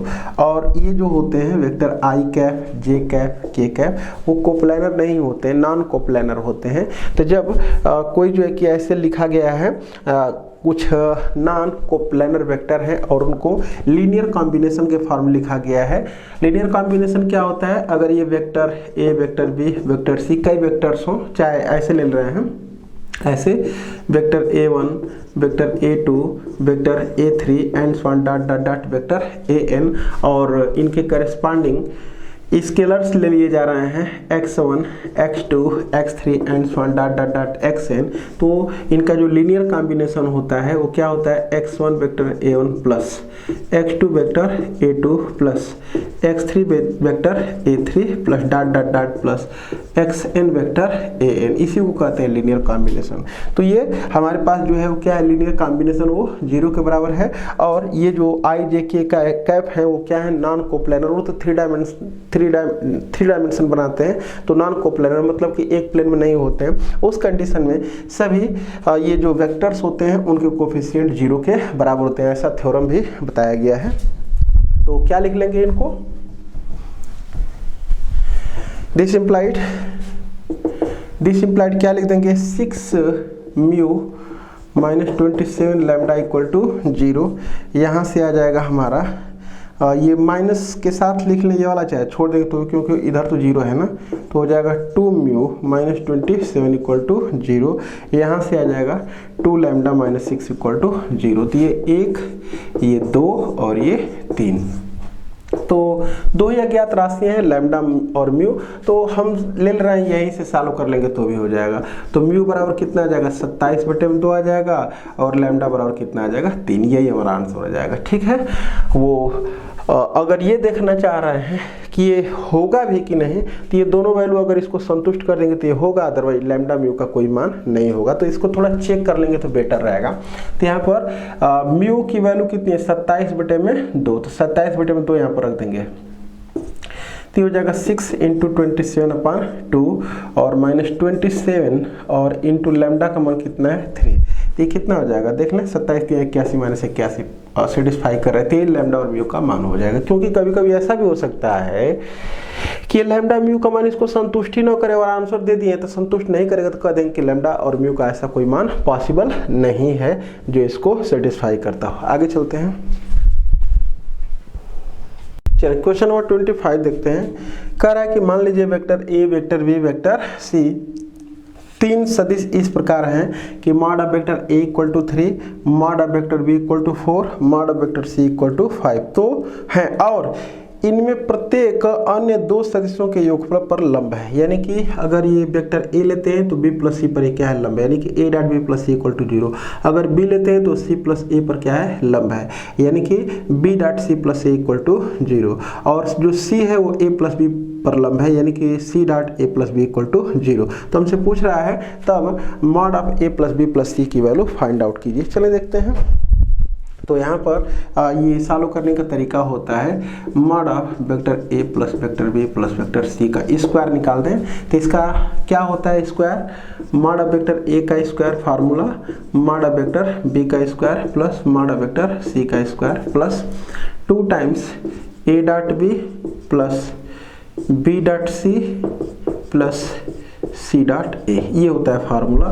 तो मॉड ऑफ वेक्टर ए का मान 3, तो 3 3 9 हो जाएगा, प्लस 4 चौके 16 प्लस 5 5 25 और प्लस 2 टाइम्स। ये देखें अगर ये दिया गया है तो इसको ऐसे लिख सकते हैं ना, A dot B plus A dot C equal to 0। इसको कैसे लिख सकते हैं, बी डॉट सी और plus C dot A equal to 0। इसको कैसे लिख सकते हैं, C dot A plus C dot B equal to 0। इन तीनों इक्वेशन को जोड़ देंगे तो कितना आ जाएगा, इसको जोड़ देंगे तो 2 times A dot B plus B dot C plus C dot A equal to कितना 0। तो इसका मतलब ये कितना के हो जाएगा 0 के इक्वल। तो ये कितना हो जाएगा 16 9 25 25 50 हो जाएगा, यानी कि mod of vector A plus vector B plus vector C equal to कितना हो जाएगा करड़ी में 50, यानी कि 5 5 25 दूना के 50 तो 5√2। यही हमारा आंसर हो जाएगा। आगे चलते हैं। चलिए क्वेश्चन नंबर देखते हैं 26 कह रहा है यदि बिंदुओं ए बी सी डी कोई कुछ पॉइंट्स है, ये ए बी सी डी ये दिया गया है, ए है, ये बी है, ये सी है और ये डी है, और इनके स्थित सदिश दिया हुआ है। ए का स्थित सदिश दिया है आई प्लस जे प्लस के का कैप, और बी का स्थित सदिश दिया है 2i का कैप प्लस 5j का कैप, और सी का स्थित सदिश दिया है 3i का कैप प्लस 2j का कैप माइनस 3k का कैप, और डी का इसी से दिया गया है I cap minus 6j cap minus K का कैप। तो हमको सिद्ध करना है कि बिंदु एक समतलीय हैं। तो समतलीय सिद्ध करने के कई तरीके बताए गए होंगे क्लास के दौरान, लेकिन मैं एक तरीका बस यहाँ पर बताऊंगा कि अगर ये देख लें, ये एक समांतर खंडफलक बना ले रहे हैं, ये समांतर खंडफलक बना ले रहे हैं, और ये वेक्टर मैं निकाल दे रहा हूँ ये वाला, और ये वेक्टर मैं निकाल दूं और ये वेक्टर निकाल दूं, और इस समांतर खंडफलक का आयतन निकाल देंगे। अगर आयतन निकालेंगे वो 0 के बराबर आ जाएगा, तो इसका मतलब कि ये वेक्टर और ये वेक्टर और ये वेक्टर वो एक प्लेन में हो जाएंगे। तो ये हम लिख दे रहे हैं ए सॉरी ओ, ये ए और ये बी और ये क्या है सी है। तो हमको क्या निकालना है, हमको निकालना है ओ ए, ओ बी, ओ सी। तो ये सब पॉइंट्स हैं ना, जो पॉइंट्स हैं तो ये निकाल रहे हैं ए से ए बी निकाल दें, ए से निकाल दें ए डी। मतलब कि ये जो अगर मान लीजिए कि इसी को हम कर रहे हैं ए कर रहे हैं, इसको बी, इसको सी और इसको क्या कर रहे हैं डी कर रहे हैं। तो A B A C A D निकाल दें, तो A B A C A D निकाल दें और उस समांतर खंडफलक का आयतन निकाल देंगे। तो ए बी बराबर ओ बी माइनस ओ ए, तो ओ बी माइनस ओ ए, 2i में से एक आएगा जब आई और ये हो जाएगा +4 जे का कैप और इसमें से घटाएंगे तो -k का कैप। ए सी का मतलब सी माइनस से, इसमें से इसको घटाएंगे तो हो जाएगा 2i का कैप प्लस जे का कैप -4k का cap.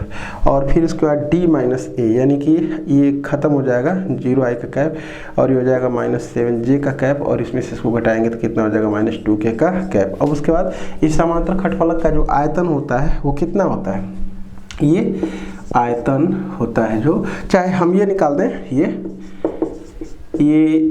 A B dot A C cross A D, ये निकाल देंगे। अगर ये 0 के बराबर आ जाएगा तो भी वो तीनों जो चारों बिंदु हैं वो एक प्लेन में हो जाएंगे। तो यहाँ से इसकी वैल्यू को निकालने का सीधा तरीका होता है, इसको हम मिटा लेते हैं।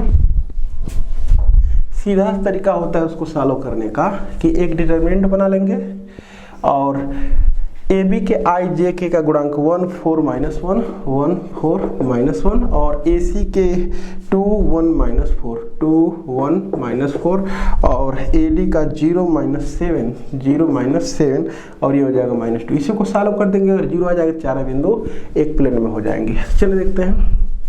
तो डायरेक्ट एक्सपेंशन इसका कर दे रहे हैं, डायरेक्ट एक्सपेंशन कर दे रहे हैं तो ये हो जाएगा 1 इंटू ये और ये छूटेगा तो -2 -28 -4 इंटू करेंगे तो ये और ये छूटेगा तो हो जाएगा -4 और -0 और प्लस यानी कि -1 टाइम्स कितना हो जाएगा, ये और ये छूटेगा तो -14 -0। सॉल्व करेंगे इसको तो ये माइनस हो जाएगा 30 और ये हो जाएगा +16 और ये हो जाएगा +14 इक्वल टू ये 16 14 30 यानी कि 0। तो लिख देंगे इसलिए चारों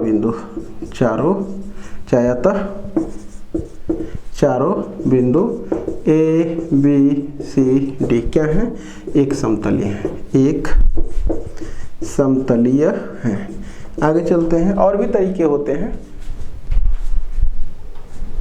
चलिए क्वेश्चन नंबर 27 में कह रहा है कि दो सदिशों के सदिश गुणनफल को परिभाषित कीजिए। मतलब अगर दो वेक्टर्स हैं तो उनका जो वेक्टर प्रोडक्ट होता है उसकी डिफिनीशन क्या होती है ये हमको बताना है। तो यहाँ पर लिख दे रहे हैं हम सदिश गुणन डिफिनीशन इसकी। यदि दो अशून्य, यदि वेक्टर ए, यदि वेक्टर ए तथा वेक्टर बी दो अशून्य तथा असमांतर सदिश हैं, असमांतर सदिश हैं तो इनके सदिश गुणन को A क्रॉस B से प्रदर्शित किया जाता है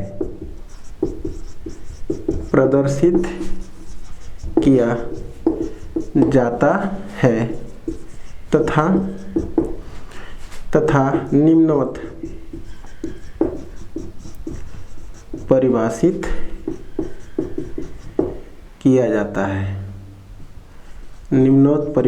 किया जाता है। कैसे? A cross B equal to mod of vector A mod of vector B sine theta n का कैप। अब यहाँ पर लिख देंगे जहाँ थीटा वेक्टर A तथा वेक्टर B के बीच का कोण है तथा वेक्टर ए, वेक्टर बी और n का कैप है, एक दक्षिणावर्ती निकाय बनाते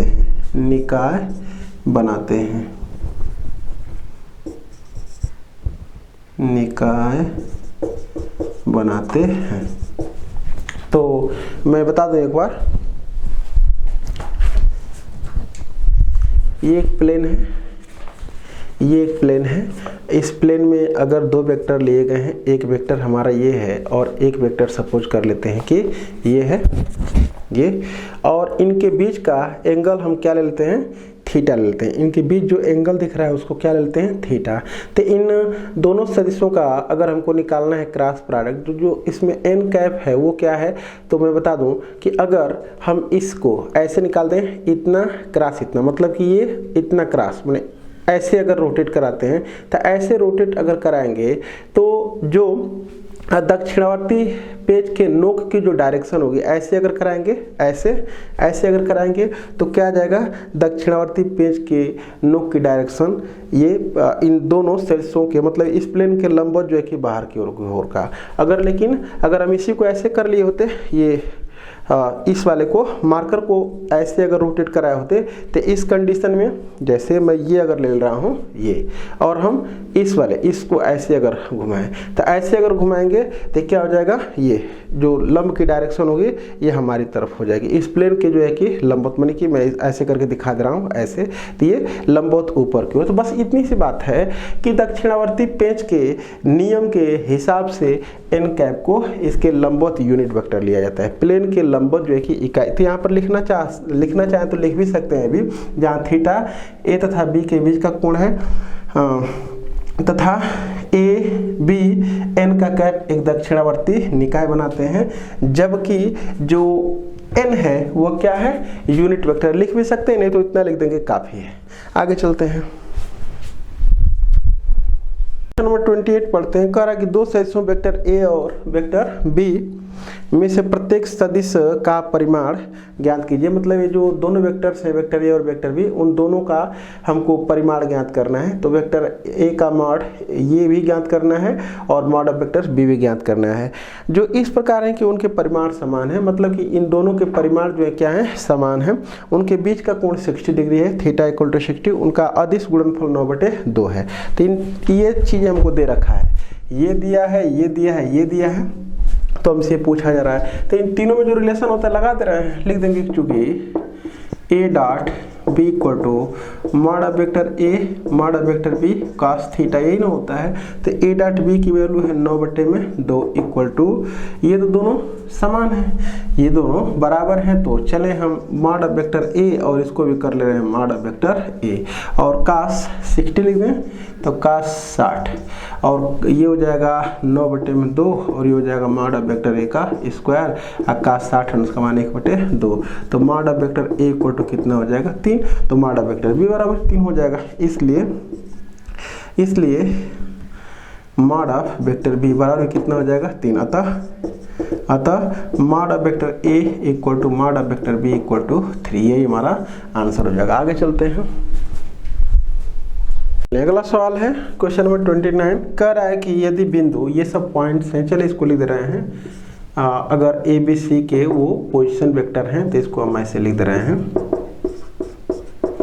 तो कह रहा है कि यदि बिंदु जिनके स्थित से ये सब हैं, 10i का कैप प्लस 3j का कैप, 12i का कैप माइनस 5j का कैप, लैम्डा i का कैप प्लस 11j का कैप है, ये संरेख है, तो लैम्डा का मान निकालना है। ये तीनों पॉइंट क्या हैं, कोलिनियर हैं, ये तो कर क्या ले रहे हैं, इसको अगर हम ए लिख दें, इसको बी लिख दें और इसको सी लिख दे रहे हैं, और वो तीनों पॉइंट क्या है, संरेख हैं। तो हम ए भी निकाल देंगे और वेक्टर ए भी निकाल देंगे, वेक्टर बी से निकाल देंगे।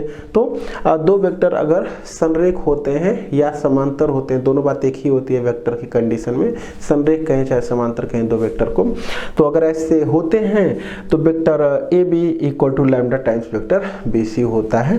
तो चले देख लेते हैं यहाँ पर। तो यहाँ से हम ऐसे भी कर सकते हैं, नहीं तो एक तरीका और भी अप्लाई कर सकते हैं। अगर दो वेक्टर जो होते हैं वो संरेख या समांतर होते हैं तो उनके i j k के गुणांकों का अनुपात समान होता है, ये भी लगा सकते हैं। तो चले पहले ए बी तो निकाल लें। तो vector A B equal to क्या हो जाएगा, ओ बी माइनस ओ, तो इसमें से इसको घटाएंगे तो हो जाएगा 2i का कैप, आई इसमें से इसको घटाएंगे तो 8j का कैप।